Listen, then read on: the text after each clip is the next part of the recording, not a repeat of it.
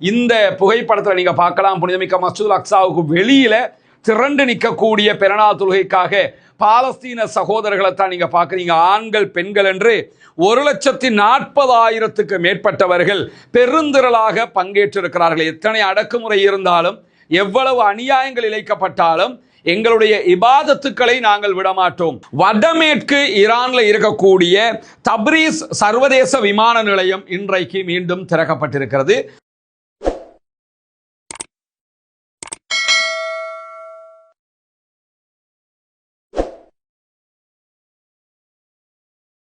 அன்பிற்கினிய சகோதர சகோதரிகளே, நம் அனைவர் மீதும் ஏக இறைவனுடைய அமைதியும் கருணையும் உண்டாகட்டுமாக என்கிற உயரிய பிரார்த்தனைகளோடு தொடர்ச்சியாக மத்திய கிழக்கின் மீதான இஸ்ரேலிய ஆக்கிரமிப்பு இராணுவத்தினுடைய தாக்குதல்கள், அமெரிக்க ஆக்கிரமிப்பு இராணுவத்தினுடைய தாக்குதல்கள் ஒவ்வொரு விதமாகவும் தொடர்ந்து கொண்டிருக்கிறது. மத்திய கிழக்கை எப்படியாவது தங்களுடைய அண்டர் கண்ட்ரோலில் கொண்டு வந்துடணுங்கிறதுல மிக உறுதியாக இஸ்ரேல் அமெரிக்காவை தன்வசம் வைத்துக் கொண்டு திட்டம் தீட்டிக் கொண்டே இருக்கிறது. இந்த சூழல்ல தான் மத்திய கிழக்கில் எப்போதும் நாங்கள் உங்களுக்கு அடிபணிய முடியாது என்பதில் உறுதியாக இருக்கிறது ஈரான். இதே நேரம் மத்திய கிழக்கில் இருக்கக்கூடிய அரபு நாடுகளில் அமையப்பட்டிருக்கக்கூடிய அமெரிக்காவினுடைய இராணுவ தளங்களை அகற்ற வேண்டும் என்பதிலும் உறுதியாக இருக்கிறது. இப்படியான சூழல்ல 2 ஆண்டுகளுக்கு மேலாக காசா மீதான இஸ்ரேலிய ஆக்கிரமிப்பு இராணுவத்தினுடைய தாக்குதல்கள் தொடர்ந்த நிலையில ஒரு யுத்த நிறுத்தம் என்கிற ஒன்று கொண்டு வரப்பட்டு இன்றோடு 229வது நாளாக இருக்கக்கூடிய இந்த சூழலையும் இன்றைக்கும் இஸ்ரேலிய ஆக்கிரமிப்பு இராணுவம் காசா மீது தாக்குதல்களை நடத்தி இருக்கிறது. குறிப்பாக இன்றைக்கு இஸ்ரேல் நடத்தி இருக்கக்கூடிய தாக்குதல்களில் 6 அப்பாவிகள் கொல்லப்பட்டு 20க்கு மேற்பட்டவர்கள் படுகாயம் அடைந்திருக்கிறார்கள் என்று அல் ஷிஃபா மருத்துவமனை இன்றைக்கு வெளியிட்டிருக்கக்கூடிய தகவல்களில் தெரிவித்திருக்கிறது. இன்றைய தினம் பாலஸ்தீனத்தில் காசா, வெஸ்ட் பேங்க் உள்ளிட்ட எல்லா பகுதிகளிலையும் புனிதமிக்க ஈதுல் அல்ஹா ஹஜ்ஜு பெருநாள் கொண்டாடப்பட்டது. அந்த ஹஜ்ஜு பெருநாள் தினத்தில் ஹஜ்ஜு பெருநாள் கொண்டாட்டங்களுக்கு மத்தியில தான் இஸ்ரேலிய ஆக்கிரமிப்பு இராணுவம் இந்த தாக்குதல்களை நடத்தி இருக்கிறது. இந்த தாக்குதல்களில் தான் 6 அப்பாவி சகோதரர்கள் கொல்லப்பட்டு 20க்கு மேற்பட்டவர்கள் படுகாயம் அடைந்திருக்கிறார்கள். இதே நேரத்தில் இன்றைய நாள் வெஸ்ட் பேங்க் பகுதிகளில், மேற்கு கரை பகுதிகளில் இஸ்ரேலிய ஆக்கிரமிப்பு இராணுவம் புனிதமிக்க மஸ்ஜிதுல் அக்ஸாவுக்குள்ள யாரும் நுழையாத விதமாக பலவிதமான தடைகளையும் ஏற்படுத்தி இருந்தார்கள். பல சோதனை சாவடிகளை நிலைநிறுத்தி இருந்தார்கள். போகிற அத்தனை பேருமே ஒவ்வொரு சந்தர்ப்பத்திலும் பல சோதனை சாவடிகளை கடந்து செல்ல வேண்டியிருந்தது. பலத்த சோதனைகளுக்கு உள்ளாக்கப்பட்டிருந்தார்கள்.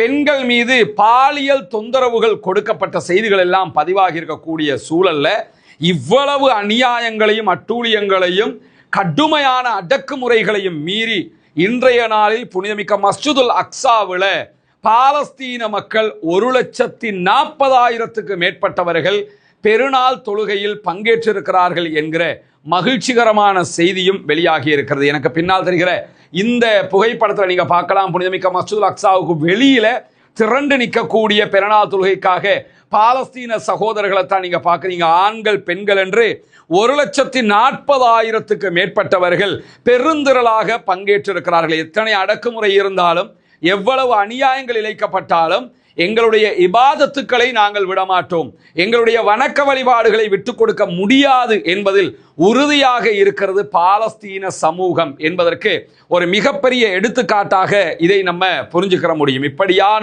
சூழல்ல தான் இன்றைக்கு வெளியாகி இருக்கக்கூடிய மேலும் ஒரு கவலைக்குரிய ஒரு செய்தி என்னன்னு கேட்டா, இஸ்ரேலிய ஆக்கிரமிப்பு இராணுவத்தினுடைய தகவல் பிரகாரம் காசாவில் நடத்தப்பட்ட தாக்குதல்ல பாலஸ்தீன விடுதலை அமைப்பினுடைய இராணுவ பிரிவின் தலைவராக செயல்பட்ட முகமது அவுதா அவர்கள் இன்றைக்கு கொல்லப்பட்டிருக்கிறார்கள், ஷஹீதாகி இருக்கிறார்கள். ஆனால் இதுவரைக்கும் பாலஸ்தீன விடுதலை அமைப்பு இந்த செய்தியை உறுதிப்படுத்தவில்லை. ஆனால் முகமது அவுதாவை நாங்கள் கொன்றிருக்கிறோம் என்கிற தரவுகளை இஸ்ரேலிய ஆக்கிரமிப்பு இராணுவம் வெளியிட்டிருக்கிறது. பாலஸ்தீன விடுதலை அமைப்பினர் பின்னேரங்களில் கூட ஓரிரு நாட்களை தாண்டி கூட இந்த செய்திகளை உறுதிப்படுத்த முடியும். ஏற்கனவே கடந்த வாரம் இப்படி பாலஸ்தீன விடுதலை அமைப்பினுடைய இராணுவ பிரிவின் தளபதி அவர்கள் ஹத்தாத் அவர்கள் கொல்லப்பட்டார்கள். அந்த செய்தியை உடனடியாக பாலஸ்தீன விடுதலை அமைப்பு உறுதிப்படுத்தி இருந்தது.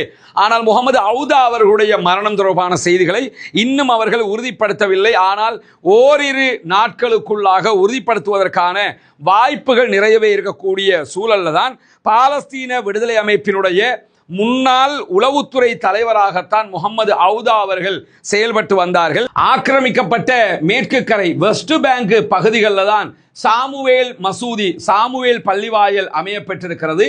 இந்த மசூதியைத்தான் இன்றைக்கு இஸ்ரேலிய ஆக்கிரமிப்பு ராணுவம் ஆக்கிரமித்திருக்கிறது என்கிற செய்திகள் வெளியாகி இருக்கிறது.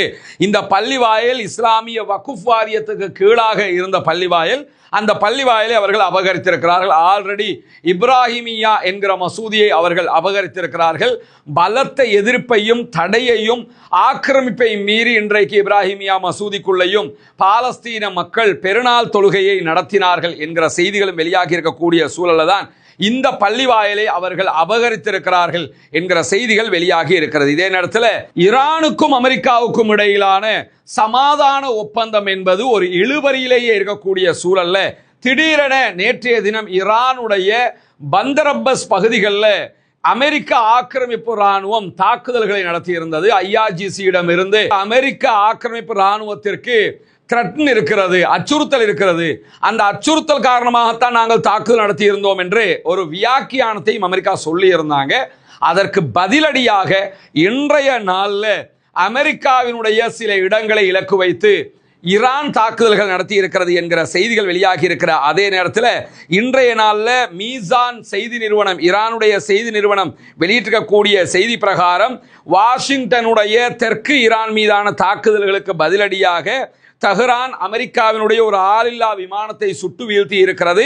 அதே நேரத்தில் அமெரிக்காவினுடைய ஒரு போர் விமானத்தின் மீதும் துப்பாக்கி சூடு நடத்தி இருக்கிறது என்கிற செய்திகளும் பதிவாகி இருப்பதை நம்ம பார்க்க முடியும். எனவே அவர்கள் அடித்ததற்கு பதிலடியாக ஈரான் பதிலடி கொடுத்திருக்கிறது என்கிற விதமாகத்தான் இந்த செய்திகள் வெளியாகி இருப்பதை நம்ம பார்க்க முடிகிற அதே நேரத்தில் யுத்தத்தை முடிவுக்கு கொண்டு வருவதற்கான அமெரிக்காவினுடைய ஈரான் வரைவு கட்டமைப்பு குறித்த கூடுதல் தகவல்கள் வெளியாகி இருக்கிறது. இன்றைய நாளில் அமெரிக்க அதிபர் டொனால்ட் ட்ரம்ப் தன்னுடைய ஆட்சி பொறுப்பேற்றதற்கு பிறகு 12வது அமைச்சரவை கூட்டத்தை நடத்துகிறார். இன்றைய அமைச்சரவை கூட்டம் என்பது ஈரான் மீதான அமெரிக்க ஆக்கிரமிப்பு ராணுவத்தினுடைய யுத்தத்தை முடிவுக்கு கொண்டு வருகிற ஒரு கூட்டமாக இருக்க போகிறது என்று எதிர்பார்க்கப்படுகிறது. காரணம் என்னன்னு கேட்டா, இந்த யுத்தம் டோட்டல் ஃபெயிலியர் ஆகிடுச்சுங்கிறது அமெரிக்கர்களே அமெரிக்க அதிபர் டொனால்ட் ட்ரம்பை எதிர்க்கக்கூடிய அளவுக்கு தள்ளப்பட்டிருக்கிறது. எனவே மீண்டும் ஒரு யுத்தத்திற்கு போகாமல் இந்த யுத்தத்தை சமாதானமாக முடிப்பதற்கு அமெரிக்க அதிபர் விரும்புகிறார். ஆனால் வெற்றி என்கிற கோஷத்தோடு முடிக்க விரும்புகிறார். ஆனால் போடப்பட்டிருக்கக்கூடிய நிபந்தனைகளும் பேசப்படுகிற செய்திகளும் வெற்றி கோஷத்தை அவருக்கு கொடுப்பதற்கான வாய்ப்புகள் இல்லை என்பதை மிக தெளிவாக புரிய வைக்கிறது. இன்றைக்கு மீசான் செய்தி நிறுவனம் ஈரானுடைய தகவல் பிரகாரம் அதை எடுத்து சொல்லி இருக்கிறது. அந்த செய்தியை நம்ம பார்த்தோம்னா, ஈரானை சுற்றி இருக்கக்கூடிய பகுதிகளில் இருந்து அமெரிக்க ஆக்கிரமிப்பு இராணுவங்கள் மீள பெறப்படும் என்கிற உத்தரவாதம் அமெரிக்காவால் கொடுக்கப்பட்டிருப்பதான செய்திகள் வெளியாகி இருக்கிறது. இது அந்த பகுதிகளில் நிறுத்தப்பட்டிருக்கக்கூடிய அந்த பகுதிகளில் இருக்கிற அமெரிக்க தளங்களில் இருக்கக்கூடிய அமெரிக்காவினுடைய படைகளா அல்லது இப்பொழுது ஈரானுடைய ஹொர்முஸ் பகுதிகளை முற்றுகையிட்டிருக்கக்கூடிய அமெரிக்காவினுடைய படைகளா என்பது தெளிவுபடுத்தப்படவில்லை. சில நேரங்களில் ஈரானை இப்ப முற்றுகையிட்டிருக்கக்கூடிய அமெரிக்காவினுடைய படைகள் என்பதுதான் இதற்குரிய வரைவிலக்கணமாக சொல்லப்படும். சில நேரமா ஈரான் மேலதிகமாக என்ன கேட்டுக்கிட்டு இருக்கிறாங்கன்னா, அரபு நாடுகள் எதுலையுமே அமெரிக்காவினுடைய படைத்தளம் இருக்கக்கூடாதுன்னு சொல்றாங்க. அதுவாகவும் இருக்கக்கூடும் என்று சொல்லுகிறார்கள். ஆனால் அதுவாக இருக்கிறதுக்கு வாய்ப்பு ரொம்ப ரொம்ப கம்மி. ஏன் ரொம்ப ரொம்ப கம்மி என்று சொன்னால், அரபு நாடுகள் அமெரிக்காவினுடைய பாதுகாப்பை இப்பொழுதே விலக்கி கொள்ளும் என்கிற எண்ணத்துக்கு நம்ம போக முடியாது. அதற்கான வாய்ப்பும் கிடையாது. எனவே ஹொர்முஸ் பகுதியில் நிற்கக்கூடிய அமெரிக்காவினுடைய படைகளாகத்தான் இந்த செய்தி இருப்பதற்கான வாய்ப்புகள் இருக்கக்கூடிய சூழல்ல 60 நாட்களுக்குள்ளாக ஒரு இறுதி உடன்பாடு எட்டப்பட்டால், முதல்ல 2 மந்த்துக்கு தான் இந்த யுத்த நிறுத்தம் நடைமுறைக்கு வரும்.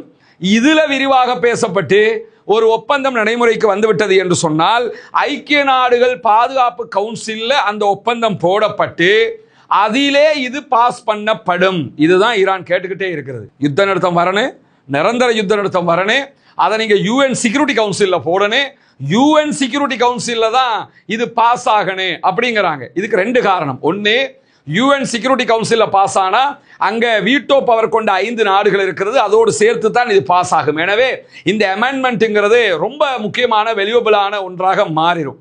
2வதாக, காசாவுக்கு உதவி செய்ய போகிறேன் பேர் வழி என்று சொல்லி அவர் என்ன பண்ணார் என்று சொல்லி சொன்னா, காசாவுக்கான உதவி நாடுகள் என்று சொல்லி ஒரு பட்டியலை போட்டு சில நாடுகளை இணைச்சுக்கிட்டு ஐநா சபைக்கு எதிராகவே ஒன்றை கொண்டு வர்றதுக்கு அமெரிக்க அதிபர் ட்ரை பண்ணாரு.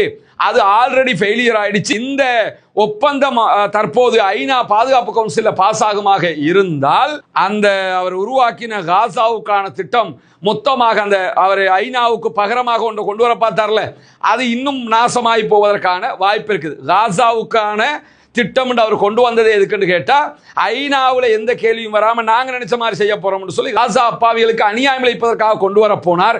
அதுவும் சேர்த்து இத்தோடு சேர்ந்து அடிபட்டு போய்விடும் என்பதை நம்ம புரிந்து கொள்ளுகிற ஒரு வாய்ப்பாக இந்த வாய்ப்பு அமைய போகிற அதே நேரத்தில் வடமேற்கு ஈரான்ல இருக்கக்கூடிய தப்ரீஸ் சர்வதேச விமான நிலையம் இன்றைக்கு மீண்டும் திறக்கப்பட்டிருக்கிறது. யுத்தம் காரணமாக ஈரான் தன்னுடைய எல்லா விமான நிலையங்களையும் மூடியிருந்தாங்க. இதுவரைக்கும் இந்த தப்ரீஸ் திறக்கப்பட்டதோட 20வது விமான நிலையத்தை ஈரான் ஓபன் பண்ணி இருக்கிறாங்க. தொடர்ந்து எல்லா விமான நிலையங்களையும் ஓபன் பண்ணிக்கிட்டு வர்றாங்க. தற்போது 20வது விமான நிலையமாக தப்ரீஸையும் அவங்க ஓபன் பண்ணி இருக்கிறாங்க என்கிற செய்திகள் வெளியாகி இருக்கிற அதே நேரத்தில் மேலதிகமாக இன்றைக்கு ஹிஸ்புல்லாக்களுடைய தலைவர் வெளியிட்டிருக்கக்கூடிய செய்தி வெளியாகி இருக்கிறது. இஸ்ரேலுக்கு ஆதரவாக நிற்கிறவர்கள் யாராக இருந்தாலும் அவர்களையும் சேர்த்துதான் நாங்கள் எங்களுடைய சண்டையை எதிர்கொள்வோம் என்று அறிவித்திருக்கிறார். இது தொடர்பாக காசிம் அவர்கள் வெளியிட்டிருக்கக்கூடிய அரசியல் இராணுவ எச்சரிக்கையில் என்னெல்லாம் சொல்லப்படுதுன்னு சொன்னா, ஆயுதங்களை லெபனான் அரசாங்கம் மட்டும்தான் வைத்துக் கொள்ள வேண்டும், ஹிஸ்புல்லாக்கள் வைத்துக் கொள்ள கூடாது என்பதே இஸ்ரேலுடைய திட்டம். அந்த திட்டத்தை கொண்டு லெபனான் கவர்மெண்ட் எங்கள்கிட்ட சொல்லக்கூடாது, நாங்கள் ஆயுதத்தை வச்சுக்கிட்டு இருப்போம், இஸ்ரேலை எதிர்ப்பதற்காகத்தான் எங்களுடைய ஆயுதமே இருக்கிறது என்று சொல்லி ஆயுதத்தை கீழே வைக்க மாட்டோம் என்று மீண்டும் சொல்லியிருக்கக்கூடிய ஹிஸ்புல்லாக்களுடைய தலைவர் அவர்கள் மேலதிகமாக என்ன சொல்றார் என்று சொன்னா, எதிர்ப்பு நடவடிக்கைகள் தொடரும், இஸ்ரேலை நாங்கள் தொடர்ந்து எதிர்கொண்டு வருவோம், பாலஸ்தீனத்திற்காகவும் ஈரானுக்காகவும் இந்த எதிர்ப்பு நடவடிக்கைகள் தொடர்ந்து முன்னெடுக்கப்படும் என்கிற செய்திகளையும் சொல்லி இருக்கிற அதே நேரத்தில் இன்றைக்கு வெளியாகி இருக்கக்கூடிய இன்னும் ஒரு முக்கியமான செய்தி என்னன்னா, கடந்த 24 மணி நேரங்களுக்குள்ளாக 23 சர்வதேச கப்பல்கள் ஈரானுடைய IRGC-னுடைய அனுமதியோடு ஹொர்முஸ் ஜலசந்தியை கடந்து போயிருக்கிறது என்கிற செய்திகள் வெளியாகி இருக்கிறது. எனவே IRGC தற்போது பிசினஸ் பண்ண ஆரம்பிச்சிருக்கிறாங்க. எந்த கப்பல் ஹொர்முஸை தாண்டி போகணும்னாலும் அவங்கள்ட்ட பணம் கட்டிட்டு போக வேண்டி இருக்கிறது. அந்த அடிப்படையில் இன்றைக்கும் அந்த வேலையை கப்பல்கள் செய்திருக்கின்றன என்கிற மேலதிக செய்திகள் வெளியாகி இருக்கிறது. பொறுத்திருந்து பார்ப்போம் என்னவெல்லாம் நடக்கிறது என்பதை. இம்முறையும் கொழும்பு 2 அமைந்திருக்கக்கூடிய மெலே கிரிக்கெட் கிளப் மைதானத்தில் நடைபெற இருக்கிறது. மெலே கிரிக்கெட் கிளப் மைதானம் சரியாக எங்க இருக்குன்னு சொன்னா, கொழும்பு கொம்பனி தெரு ஸ்லேவ் ஐலண்டில் இருக்கக்கூடிய கோர்ட் நீதிமன்றம் இருக்கிறது. நீதிமன்ற ரோட்ல வந்தீங்கன்னா கடைசியில் இருப்பது மெலே கிரிக்கெட் கிரவுண்டு தான். அங்கே பார்க்கிங் வசதிகள் எல்லாம் தாராளமாகவே இருக்கக்கூடிய சூழலில் வரக்கூடிய சகோதரர்கள் சரியாக 7 மணிக்கு பெருநாள் திடல் தொழுகை ஆரம்பிக்கப்பட்டுவிடும். அதற்கு முன்பதாகவே அந்த இடத்திற்கு வந்துருங்க. எனவே அதற்கான ஏற்பாடுகளை நாம் செய்திருக்கிறோம். இன்றைய நாளில் மத்திய கிழக்கில் இருக்கக்கூடிய சகோதரர்களும் அதே போன்று வெளிநாடுகளில் இருக்கக்கூடிய பல சகோதரர்களும் புனிதமிக்க ஈதுல் அல்ஹா ஹஜ் பெருநாளை கொண்டாடி கொண்டிருக்கிறார்கள். உங்கள் அனைவருக்கும் அல்லாஹு தாலா அருள் புரிய வேண்டும் என்கிற பிரார்த்தனைகளோடு இன்ஷா அல்லாஹ் நாளைய தினம் வியாழக்கிழமை இலங்கை உள்ளிட்ட பல நாடுகளிலையும் புனிதமிக்க ஈதுல் அல்ஹா ஹஜ் பெருநாள் கொண்டாடப்பட இருக்கிறது, பிறை தென்பட்ட அடிப்படையை கொண்டு. எனவே புனிதமிக்க ஹஜ் பெருநாள் கொண்டாடி கொண்டிருக்கிற அத்தனை சகோதரர்களுக்கும் அல்லாஹு தாலா அருள் புரிய வேண்டும் என்கிற பிரார்த்தனைகளையும் வாழ்த்துக்களையும் சொல்லிக் கொள்கிறோம். ஆக்கிரமிப்புகள் ஓய வேண்டும், ஆக்கிரமிப்பாளர்கள் ஓய வேண்டும், ஆக்கிரமிப்பாளர்களும் ஓய்ந்து முழு உலகிலும் அமைதி திரும்ப வேண்டும். வாஹ் தஅவானா அல்ஹம்துலில்லாஹி.